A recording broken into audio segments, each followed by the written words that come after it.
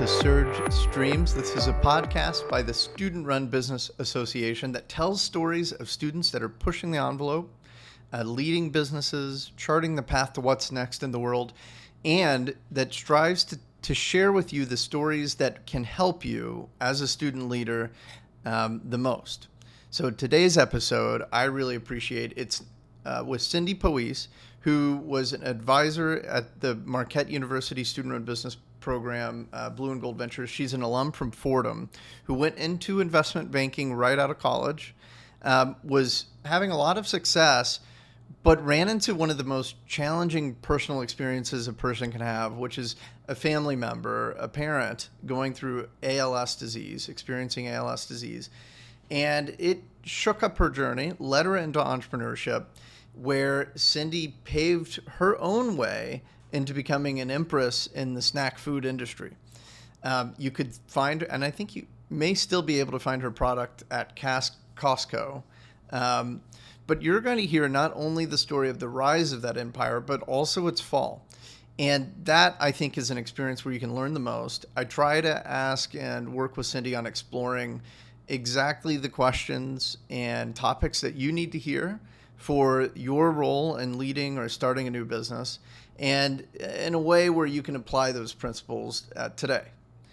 So without further ado, I think that you're going to enjoy this episode on a long car ride, getting ready in the morning. It's about an hour long, and this is with my friend Cindy Poeisz. Enjoy.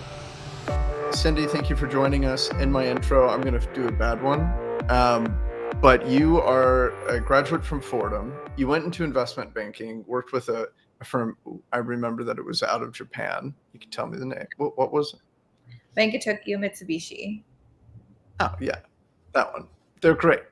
It's called something. I don't. Oh, okay. So they've been. But you went into investment banking. You got to make some great money, be really challenged, work all the time. Something happened, and you left that world and started as an entrepreneur.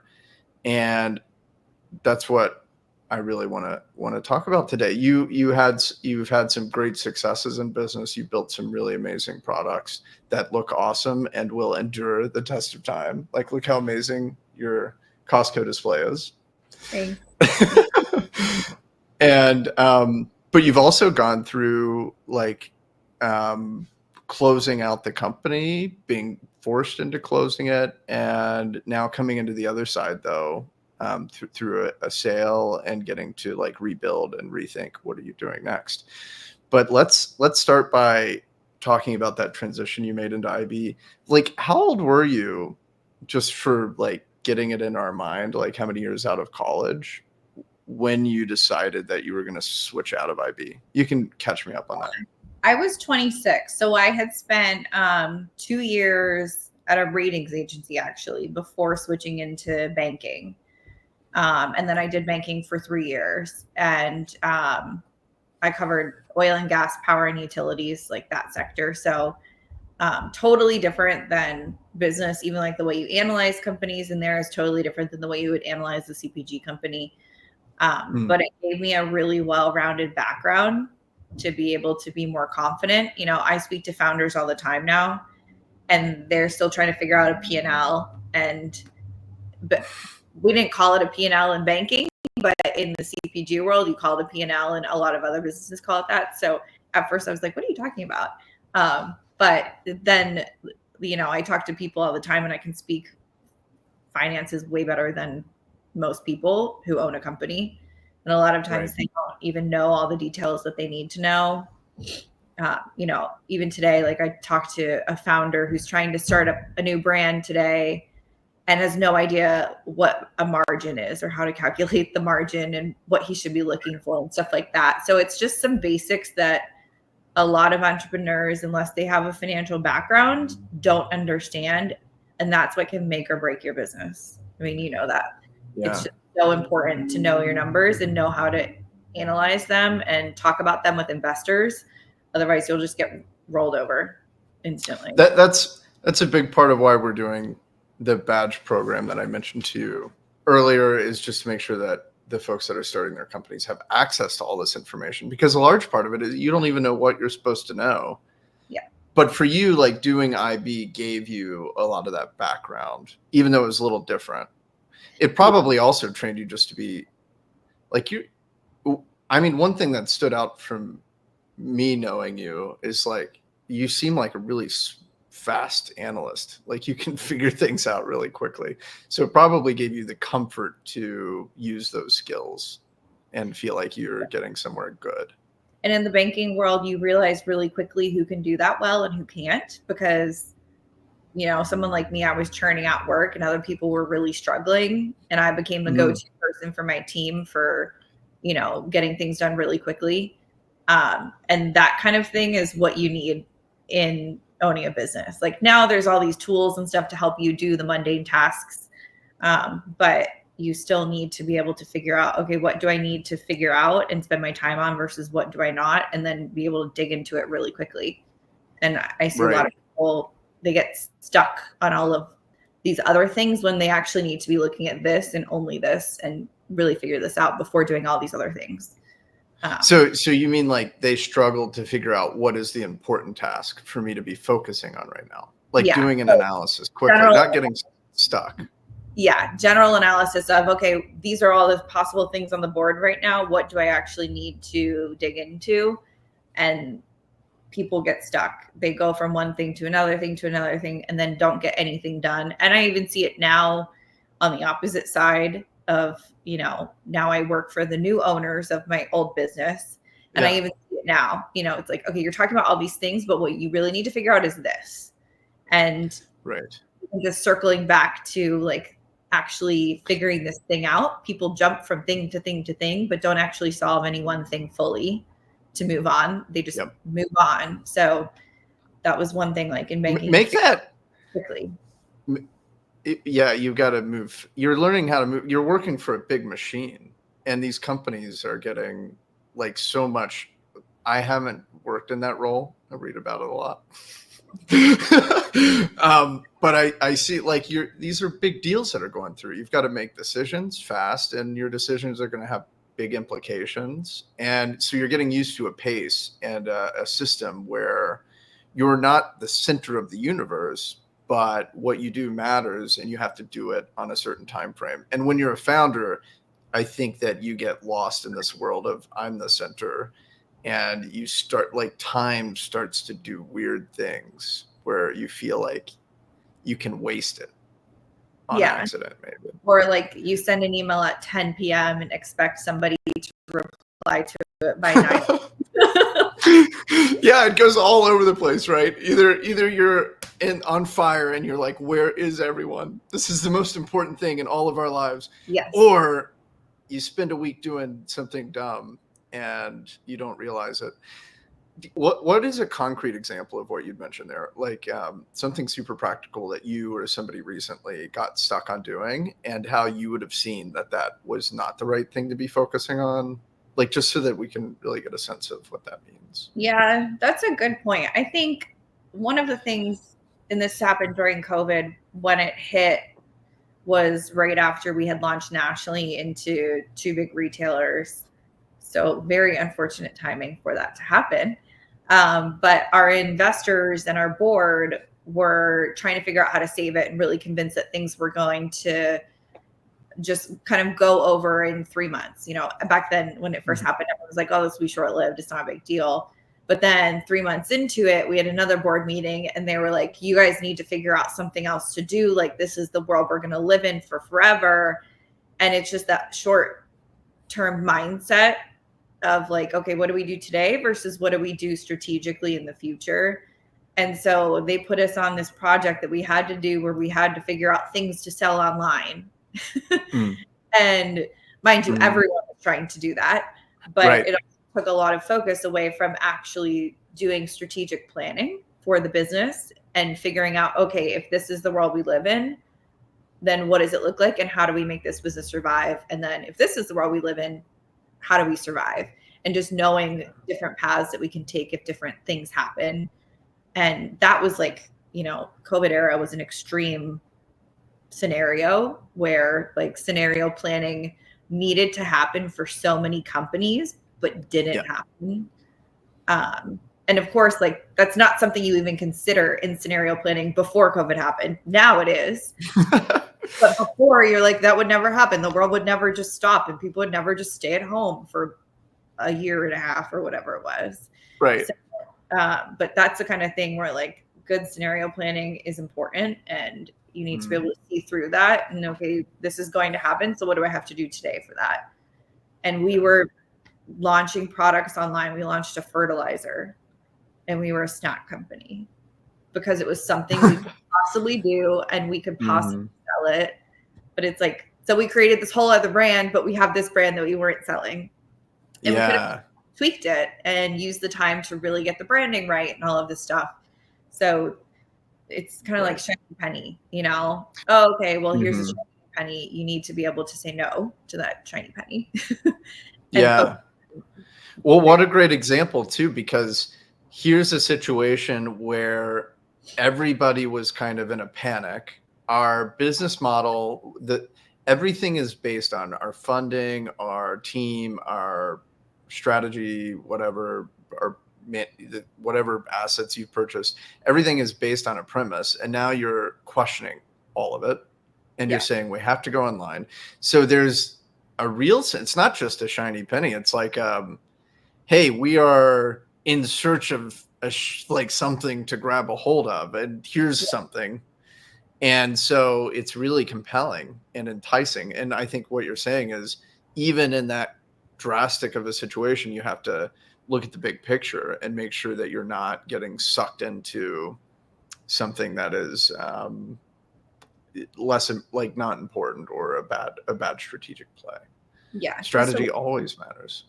Yeah. It's a waste of time, you know? Yeah. Interesting.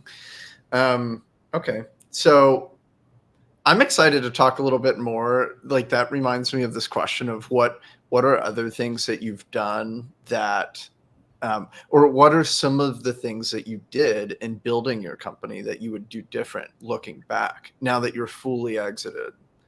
I think that's an interesting question, but I would kind of want to put a pin in it. I don't have to if you really want to dig in, if you've got something on your mind, but I want to put a pin in that for a minute and then return to this. Why did you get out of IB? I know you've talked about that a lot before, but the question that I think is also interesting there is, would you go back and do it the same way you did in retrospect, like transitioning out of IB? Interesting now. So my reason for getting out was actually very personal. Like, I had created this product and I just, you know, people were interested. I started selling it at the farmer's market. But at the same time was when I had something personal happen, which was that my dad was diagnosed with ALS, and I wanted to be able to spend time with him before he passed. So that was my trigger for going full time with it. Otherwise, I would have just kept it as a little side gig and saw what happened. You know, I wouldn't have been able to take that risk, I think. But because there were bigger things in life, I was like, I need to take a risk to do what I really want to do, which is, you know, spend time with family. So it gave you the flexibility that you needed. Yeah. But like, it also was something you were passionate about. Yeah. Staying in baking, I couldn't go home. There was no flexibility. Like, I was, you know, stuck at work, and I was working in New York, obviously. So it was just, you know, very rigid. And so that gave me the flexibility to be able to do it. I banked my last big bonus, quit, moved to my hometown, and, you know, went all in on this business, and took a while to figure it out. And I had a plan, but your plan doesn't always go to plan. So there's always a lot of iterations, but in hindsight, I would have just like tried to find the right connections earlier, because it took me a while to get connections in the CPG industry, because I came from like oil and gas and utilities. So totally different industry that I had to learn on top of learning how to start a business and food safety and food regulations and all of that. It was a huge learning curve, and it took me a while to get there and to meet the right people. So the number one thing I always tell people is to network early on, like way before you want to start a business in something. Just network and talk to everybody you possibly can. Mhm. People love to talk about themselves and their experiences. So Yeah. learn everything you can from other people's experiences and figure it out that way before just jumping in. Even today, I talk to people who are trying to figure out how to manufacture their product and they don't know anything. Like I even say CPG and they're like, CPG, what is that? I'm like, Right. figure it in. So some, Consumer packaged good. yeah. For those who don't know. Okay. So it's just like some of those basic things in hindsight, I'm like, I should have, you know, worked through Mhm. my plan a bit more. But I wouldn't change Um, the experience, to be honest, and right. kind of the path it took. You So did what was smart for you at the time. yeah, Because like you said, there's something bigger than the career, which was your family, and a really challenging, um, is it a disease? yeah, Yeah, a challenging disease for everyone. Um, like I'm torn on so many different topics right now, but I think where I'm going to go back was you said that if you didn't have that family situation, you would have kept this as a side project and let it grow organically yeah, because you were already doing farmers markets. And then you would say, hey, if this is working really well, I'll lean into, maybe I'll go into it full time. But that would give you the um, like a better sense of security. You can keep saving up more money. yeah, You can test and try to find product market fit before you. I think that's really smart. People hear a lot of different things, but it's like if you've got a great job and you're able to like really make progress with your business, do all the testing while you have income yeah, because people underestimate how much the world changes when suddenly you don't. yeah. And I remember the first day after I quit my job that I woke up and I was like, I don't even know where to begin with my business. I have no income and I figure this out. But it's just so daunting. Like you don't know where to begin. And to go from, banking money in New York to nothing and then, startup founder salary, it's a very different world. What Uh, was startup founder salary back back at that time, like when you started? What were um, you able to do? for a few years, it was just paying whatever bills I needed to pay. You're Um, pulling out of your savings to stay afloat. Is yeah. that part? Yeah. And then like the business would pay for itself and then like some like expenses that I needed to pay for. Like that's how Okay. I would figure it out. And then once we started the holding company for the brand with my business partner, um, then we just pulled like minimal salaries and then Right. jumped up to like 60,000, I think, back then. And then COVID hit. So Yeah. then it went back down. So Yeah, founder salary is it's a it's tough. different world. Yeah. There's different Um, perks of owning a business that kind of make up for some things. But it's still like tough, especially if you come from making a good salary and then go to that. It's a totally different lifestyle. yeah. Yeah. So some of the perks, like so you leave everything. One perk is you're with your family, but there's more than that. You have well, I don't know if this is to get you started. Just curious about some of these perks. One thing that stands out to me is like I like what I do so much. It's like my own recreation. Like I Yeah. can work really, really hard. Maybe it's a 15-hour day, and I'm like, yeah, that was awesome. Let's do it again. Yeah. But hopefully, Yeah. I don't know what are the things that come to mind for you? So after the business sold, I was like, hobbies. What's that? Because it is your hobby. Yeah. And I was like, wait, people pay money for hobbies? Like they don't make money from the hobbies? And that's still a hard concept to understand, to be honest. It's been 2 Yeah. years out, and I'm still trying to understand the concept of like a hobby that I pay money for. So it's just like and it's, it's funny to talk Yeah, about. founder distortion. Like I remember doing the wine bars because I'm like partially because I'm like then I get to do wine tastings every like couple days. It's great. Yeah. Like Maybe a bad decision making. Yeah, everything runs through your business. You do things because you can put it through the business, and like that becomes your hobby and networking events and everything. Like you're so engulfed in your business, and it's like the way you talk is different. Like everything is different. So I've had to like slowly shed that from my personality essentially, because it becomes who you are. Like whether you like it or not, like your business is who you are at the end of the day when you're all in on it. And now I see that talking to founders, I'm like, oh, I get it. I used to talk like that too. I used to be like that. So some of it you're shedding. Why?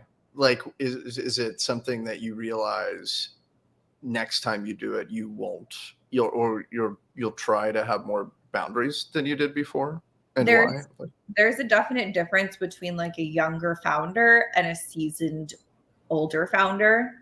And part of that is this part where it's like when you're young, this is all you have and you're all in on this. And it becomes who you are and everything. But then as you get older or have more experience with it, you start to get kind of like, okay, yeah, you roll with the punches a lot better. And you have other things going on. So it can't be your life and you have to kind of figure that out. So I feel like it's kind of just a progression through life. You have more context. Yeah. You've seen I think something you pointed out is like when you're a first-time founder and you're running into an emergency, maybe for the first time, it feels like it could be the end of everything. And maybe, but that doesn't mean that you panic or that it should change everything about how you behave. It's like you develop different ways of responding. Yeah. Like when I tell founders now, if it's an emergency, do this. Everything's an emergency and everything needs to get done right away. And, you know, it's not everything's an emergency, or like an emergency for them is not an emergency for me as not the owner. And that's like the world is like centered around you. Everything's so important. Everything's make or break. And everything that happens is huge and dramatic and such a big deal. But especially like once you've seen more things, you just like start to figure things out and realize that there's other things as well in life. Apparently, right. Still that out. Supposedly.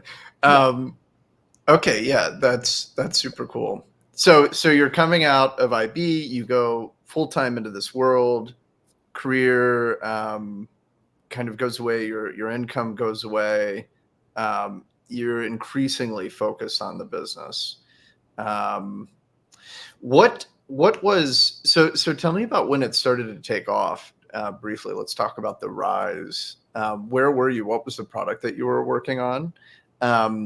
And I know that, all right, here's something that I wanted to zero in on too. Tell me about the rise and tell me about how your comment about networking, or your recommendation that the first thing people do is build the network, how that began playing like a critical role in the rise. Yeah. So I was kind of just doing little things here and there for a while, like farmers markets, little retail deals, things like that. And then I realized I needed somebody who was in the industry.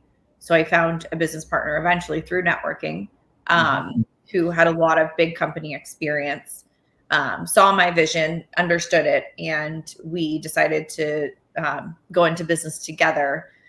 What really changed the game for us was that we found a manufacturing facility in Wisconsin, which is what brought us together.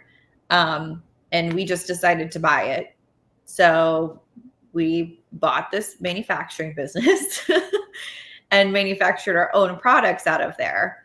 And our focus at the time was getting the Supernola brand into as many retail stores as possible, and selling online, of course, really omni-channel strategy.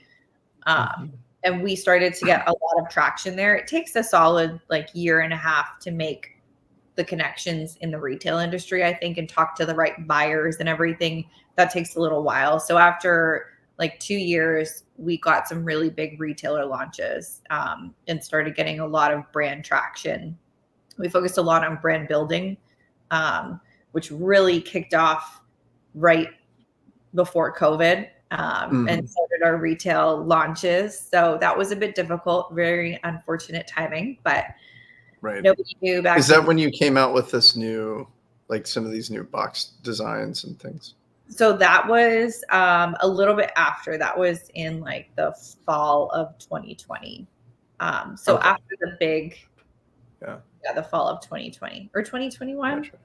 2021. I 20 years. think it was 20. I I think 20 is when it hit, isn't it? think it was Oh 21. no, you're right. That was like December of 20. Yeah. So it was 21. Okay.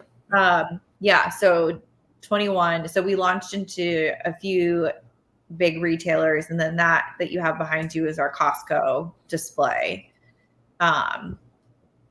So it was really, I mean, Costco is a huge account. Obviously, it's a lot of money. Operationally, it's also very difficult. So we were working 7 days a week. I was at the facility like minimum 15 hours a day for 7 days a week for like 4 months. So it was a lot.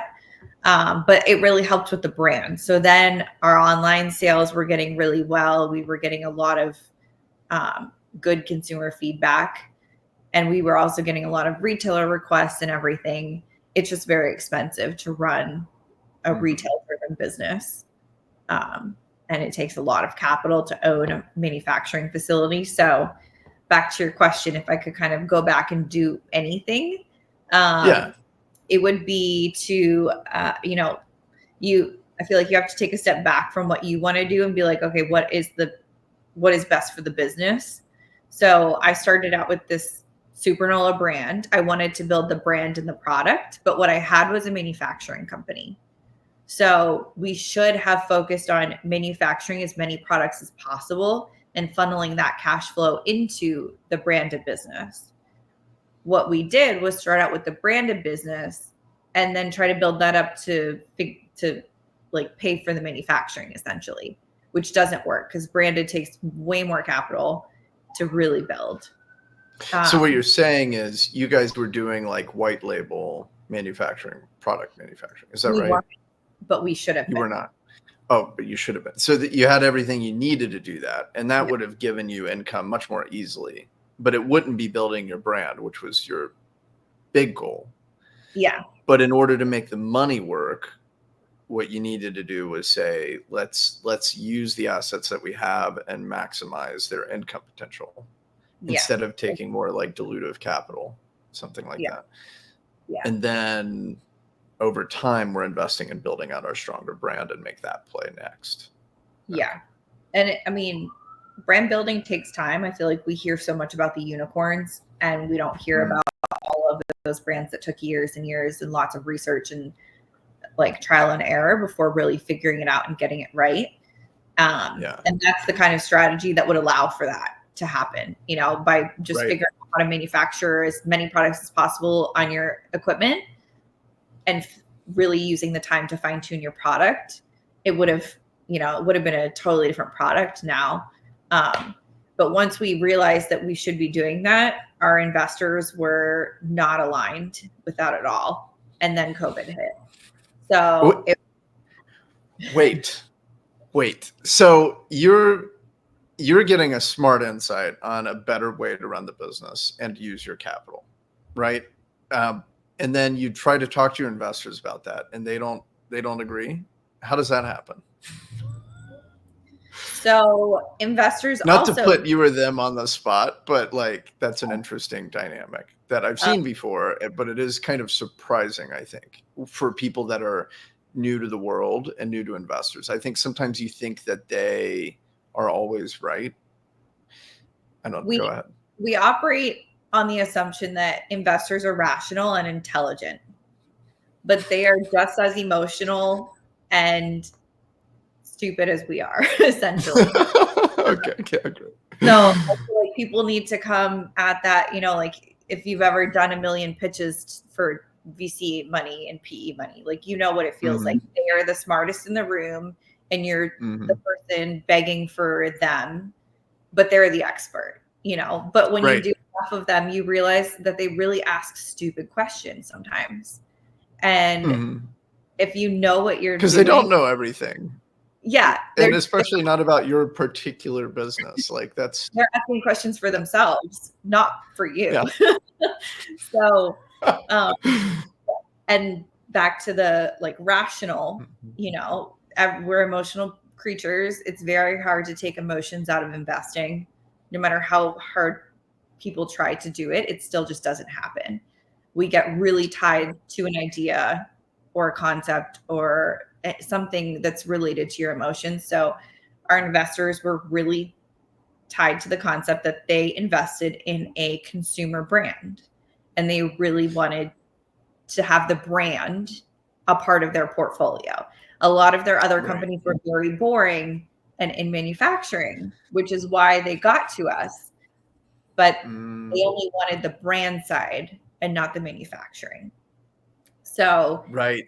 They wanted to cut to the chase too. Everybody wants to take the shortcut and have the cool, flashy brand, which I thought you had an amazing brand, and it did eventually get into Costco and everything. Super cool about that.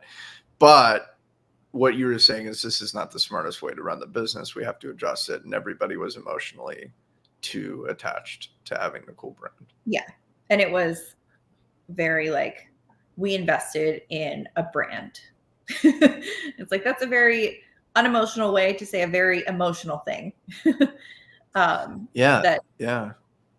And so, which is very typical. Like when you take a step back and you analyze what people are saying, especially when it comes to investments, they're going a lot with their gut and emotions and everything like that. But this was something that decision would have totally changed everything for us. And that is actually what the company who purchased our company is doing today. They're following the direction that we had wanted to go in, and doing very well at it as well. So, I see. That's interesting to see that it works because it's working. You see the evidence. We would get that a lot in the coffee world. It's like something that's very interesting is on the outside, everybody thinks the boutique like coffee shop that has a cool brand is the way to make money. But when you start really peeling the layers off and you see who actually makes money on coffee, it's just the people that give coffee to restaurants. It's like that's the best business. It's tons of money, recurring revenue, huge contracts, low hassle to sign them, and you don't need a lot of storefronts. So you use the storefronts in order to get those deals, and then that's where you make money. I don't know. It's just interesting that I would say this is a consistent dynamic. People on the outside looking in, which include investors, can often get distracted by these like signals, but they don't see the underlying economics of it. Like in coffee, the storefront is only there to help you secure those deals if you can. And as soon as you can, you start closing some of those storefronts. But people kind of think it's the other way around. That's the shiny penny, though. That's the shiny penny that they're attracted to, that they want to be a part of. And that's where the emotions come in and everything. And that's when people make bad business decisions. Right. But you as a founder, you'll become a victim to that dynamic too, because what the investors are looking for makes sense for them on their balance sheet in a different way, which doesn't necessarily include you succeeding and making money. They need a brand for their other playbook. And that's a very good way to put it. Yeah. They have a totally different agenda than you do. And so, I mean, depending on who you're talking to, but like some investors don't even care if you succeed or not because they don't need you to. So, when COVID hits, the world shuts down, they're picking their best company on their portfolio to focus their energy on. And, other people are kind of put to the wayside. So, right. Yeah. I think this is, kind of, I love that train of thought. I think it's super interesting. As a note to anybody that listens that's getting into investing or that is an investor, I don't think that we're disparaging investors here. I think we're gaining empathy for the fact that they aren't going to know everything about everything. Yeah. They need, like, you guys are a team. They are providing you with an important resource and they need to get something out of it. But you are expected to be the expert on how is this thing going to make money. Like that responsibility never shifts to the investor. Yeah.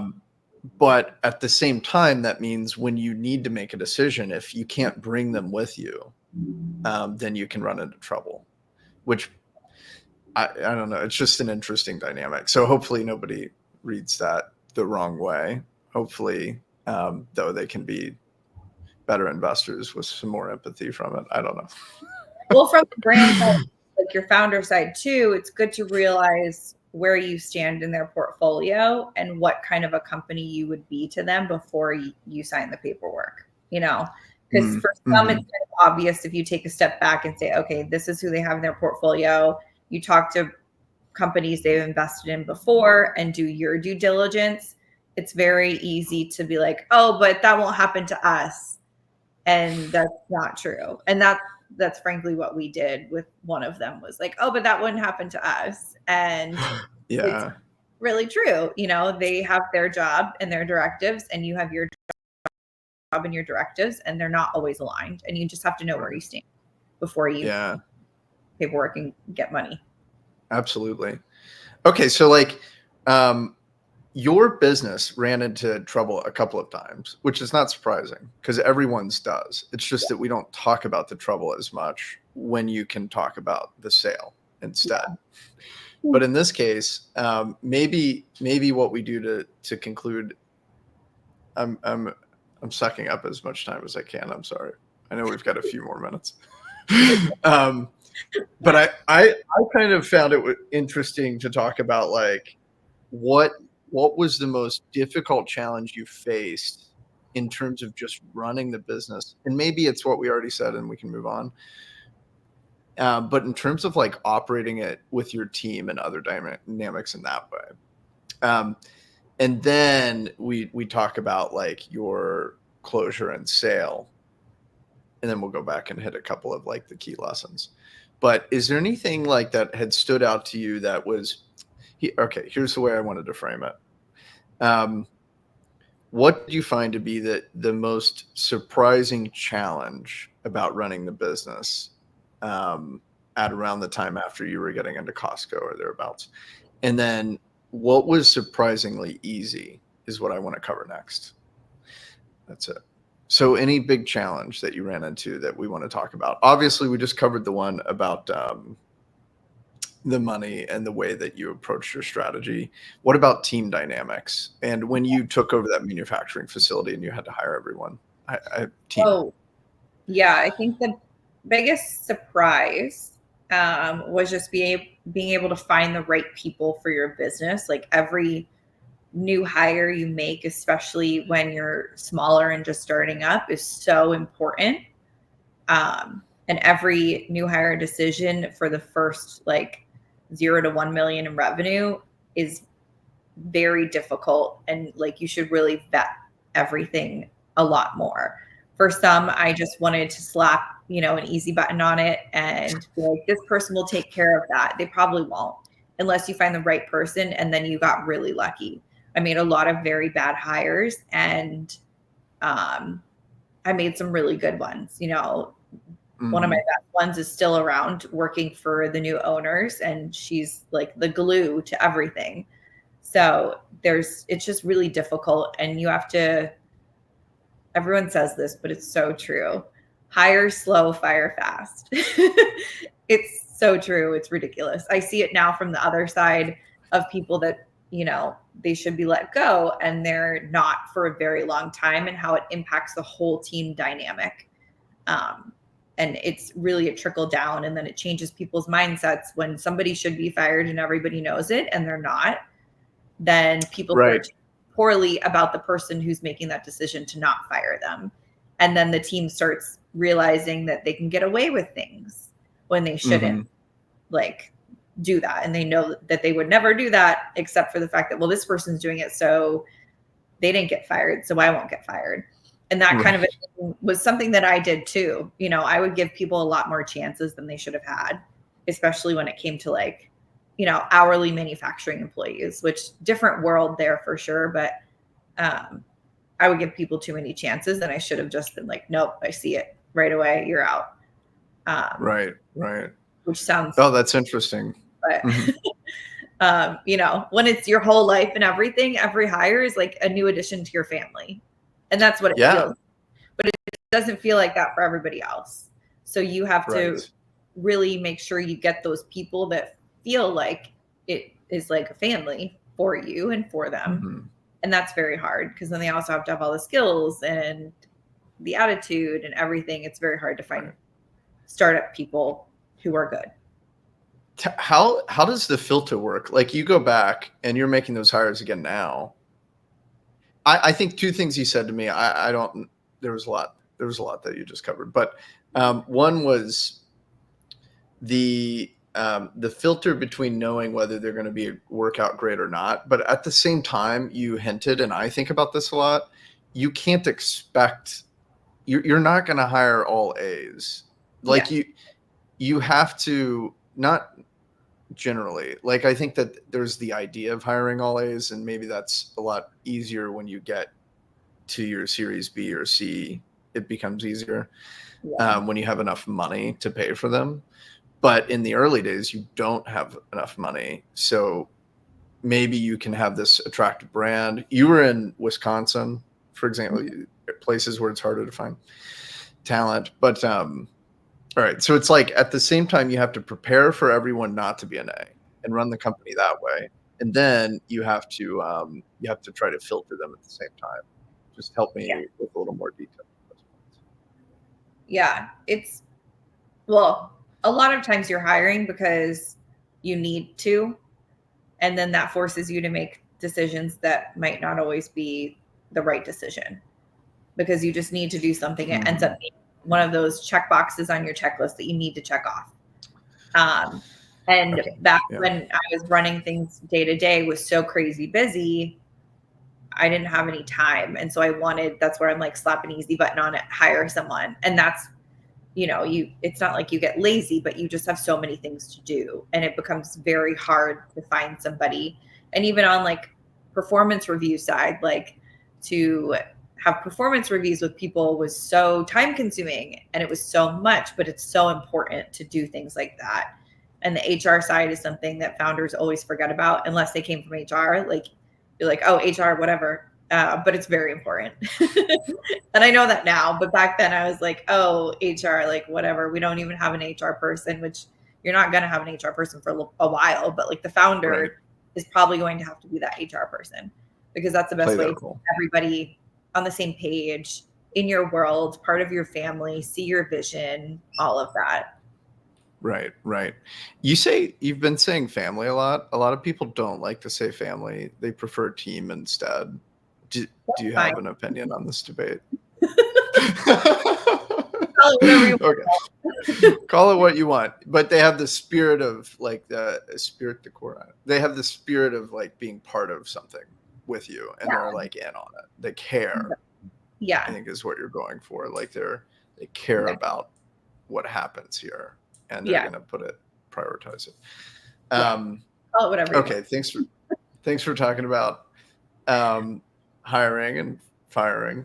And so now like to kind of wrap up, you again what I thought was interesting for some of the people that'll listen to this is one, making that transition out of IB into this world. And then two, we have like the rise of a really cool brand. I think a pinnacle of which was the Costco deal, but you also were in the middle of getting into a lot of cool places before COVID hit or as it was striking. And then you had this like transition out where the company like started to not work out as well. Can you just like in summary kind of walk through the like end and that transition, and then let's do like a retrospect on the postmortem. This is the first postmortem interview with Cindy, which we're talking about it like it was bad because there were parts of it that didn't work out the way you wanted them to. But it also wasn't the worst. You were able to transition into your current role. There was a buyer. There were positive aspects. But Yeah. let's talk about it as a postmortem. Yeah. So a consumer goods brand does take a lot of marketing money, and a lot of people don't fully understand how much or appreciate how much goes into marketing and how long it kind of takes to figure out the right marketing. So it takes a lot of capital, but a focus on marketing. And if you're a founder who knows marketing and knows finance, then I would say you should do a consumer packaged goods brand, because those are the two big things, is marketing and finance. I did not know marketing, so I was relying on a lot of people to help, and it took a while to figure it out. We actually kind of started to really figure it out, and that's when our investors were just, onto the Out next. of patience. Yeah. What when you say marketing there, like what was a specific couple of things that you spent a lot of money on that took you a while to figure out? Like exactly, was it the website? Was it what were you doing? Spent a lot of money on the website, spent a lot of money on marketing agencies. And I think the key thing is, like, I relied on them to help me figure out what the brand was, but I needed to figure out what the brand was first and then go to them. And a lot of people will promise that, like, they're brand building and they can figure out your brand, but you also have to have either find the right agency to work with, or like really figure out product market fit with that market and what brand would resonate with that market most. And agencies are great for refining and implementing, but they're not good for like creating out of nothing for the most part. There are some, but that's such a great point. For sure. That it's like, I mean, in general, a lesson I feel like I'm learning over and over is that as the founder, you have a unique perspective and you have to apply it. And there's no easy, like you said earlier, easy button on things. You always want there to be an easy button, but there never is. And you can never just have somebody else do it. Yeah, Go that's ahead. what agencies are for. Like, you're like, oh, they're the easy button for marketing, but like that's not true. You wish. It took us a while to figure that out. We had a lot of agencies and a lot of money wasted with learnings, of course, but still expensive learnings. So we finally started to figure things out. And that was when I kind of took the wheels and really dove into everything and started doing a lot myself and learning things firsthand. And I was like working ridiculous hours to do that, but it was still something that I should have done this years ago. Right. And right when we started to figure it out was when our investors kind of lost patience. And, we had planned a second raise, a Series A add-on. And then they were committed to it. And then they just decided to part ways, and then kind of put us in a tough spot. But we did find a seller who was the company that I work for now. A buyer, you mean? Oh yeah, a buyer. Sorry. Okay. You were the seller, and you were like, "Hey, we can't fund more growth, so let's find somebody that'll take it." Yeah. So they bought the company and then offered me a job as like the person who knew the most about everything. But the cool thing was I was able to kind of negotiate into what the job I really wanted to do all along was. And that's one thing. You start out as a founder with this idea of what your life will be like and what your company will be like. And then it goes totally different way. And all of a sudden you're focused on HR and finances. And I started the brand because I like to create healthy snacks that taste great, but I was never doing that. So I got to negotiate my way into doing just that part instead of doing everything else and worrying about the whole business. So now I just get to make snacks and sell them, which is great. That's good. And they need that from you, which is cool. That's one of the cool parts of not being in charge anymore is now you can do what you're really good at and you love, and it's important and people benefit from it. Yeah. And and I get to sleep at night. I don't have to. I said I get to sleep at night. Yeah. Oh. So that's huge. It's also a different mindset that I have now.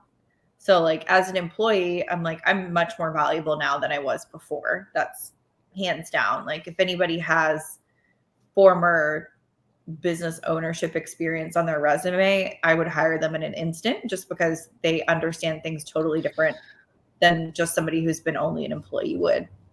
Right. So like That's they would, another huge point, because I think a lot of people think of it opposite. Like there's a thing that I hear a lot, which is, oh, you are used to running your own thing, you would be a bad employee. You're saying that's not the case. I don't think, I mean, their attitude's very important. But Yeah. if the knowledge and the way that they'll think about something versus the way somebody else will think about something is going to be more aligned with probably the strategic objectives and the issues at hand. You know, cash is tight because we have long terms with a customer. I understand what that means, you know, and other people don't. And I understand the stress that that means. And then I know how I can help fix that problem for somebody else. Right. Even if I'm not the owner, I know how I can help fix that problem. And once you're in that kind of mindset of all the problems are my problems to solve, it's really hard to get out of it. You know, I've tried to implement that's not my problem. I don't have to solve that. And I say that to myself all the time, but there's still like, it's still ingrained in me. I'm always trying to help solve other problems that are way outside of my job description, but I can offer help to do so. So I do, you know, it's hard to get that out of your mind if you're a former founder who's really been in it. So that's where I'm like, that kind of a person would be a great hire, because it's very hard to shed that from your personality. You're just the way that you think about business. Like business excites me. So I'm going to get excited, even though I'm only playing this role in the business and not this role anymore. I'm still very excited about it and want to, you know, solve problems everywhere else. So. Right. Yeah. Great. Okay. So we followed like your switch out of investment banking, the build of a really cool brand, but not in the most sustainable way. Would have done that a little different. The kind of demise and sale of the company or its acquisition by your new hire, and life after being a founder, where you'll never be the same ever again. Never. So do you have any last like kind of reflections if you're talking to somebody who's either graduating, thinking about going into IB, or starting their own thing now, like right out of school, or somebody who's in IB investment banking and they're thinking about switching over? What would be just some of the last things on the top of your mind? Yeah, I would say whichever scenario is what you're in, just try to learn as much as you can as possible about different, you know, fields. Like you need to know legal stuff, you need to know finance, you need to know marketing, you need to know HR stuff. And there's a lot of ways for you to learn that, whether it's through networking, you know, having other founder friends who are in different stages of the growth cycle than you are is huge. You can learn a lot from them. Or in banking, you know, you work a lot with legal. You can sit down with legal a lot more and learn things, really dig into different types of companies, stuff like that. There's a lot of networking and positioning you can do for yourself in whatever role you're in to be able to position yourself much better in the future, doing something full time. But networking, I would say, is number one on my list of what to do. Yeah. Wow. Yeah. For context and to know what you're getting into. So that was great. And we also covered not like getting rid of your main money-making gig until you kind of need to, or doing that by choice instead. Making that last. All right. Well, thank you, Cindy. I'm going to let you go. Could have gone on longer somehow, but this was fun. I really appreciate it.